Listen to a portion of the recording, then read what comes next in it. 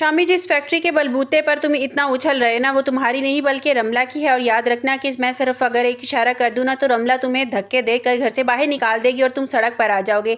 Drama जद की कहानी ऐसे मोड़ पर आ गई है जहाँ ने एहतशाम यानी शामी की बोलती बंद कर दी है। जो अब तक खामोशी से सबके ताने सुनता आ रहा था, अब शेर की तरह धाड़ता है। हुआ कुछ यूँ था कि साकिब साहब और फारूक और ओन का आमना सामना हो जाता है और शामी अपनी पुरानी आदत से मजबूर होकर ओन से जायदाद के ताने देने लगता है और हकारत से कहता है कि बीजान की दी हुई खैरात की फैक्ट्री पर इतना मत इतराओ, तुम्हारी हैसियत तो आज भी वही नौकर जैसी है। ये सुनते ही ओन का जब टूट जाता है और वो शामी की आंखों में आंखें डालकर सच उगल देता है जिसने पूरे खानदान को हिला कर रख दिया।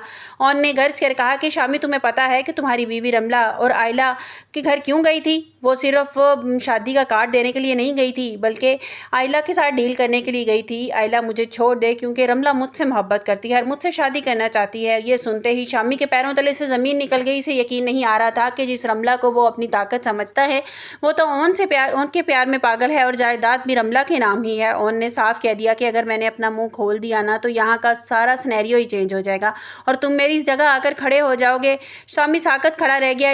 इसके पास ओन की सच्चाई का कोई जवाब नहीं था। लेकिन एक तरफ ये हंगामा और था, दूसरी तरफ आयला और ओन की ज़िंदगी एक बार फिर मोहब्बत की बहारें आ गई थी। आयला, जिसे वालदैन के सामने ओन को अपना शौहर तस्लीम कर लिया था, अब ओन का बहुत ज़्यादा ख्याल रखती थी। आयला अपने रवैये पर बहुत ज़्यादा शर्मिंदा थी और ओन जैसे मुखलिस इंसान पर भरोसा नहीं किया था। एक खूबसूरत सुबह ओन अलमारी से आयला के लिए खूबसूरत ड्रेस निकालता है और उस एक छोटी सी पर्ची पर एक नोट लिख कर देता है जिस पर लिखा था कि आयला, इतने अच्छे मौसम में रूठना अच्छी बात नहीं है, मुस्कुरा भी दिया करो। आयला ये पर्ची खोलती है तो इसके चेहरे पर मुस्कुराहट आ जाती है और इसकी आंखों में खुशी भर जाती है और इसे पहली बार एहसास होता है कि ओन इसकी मोहब्बत में कितना सुकून मिल रहा है।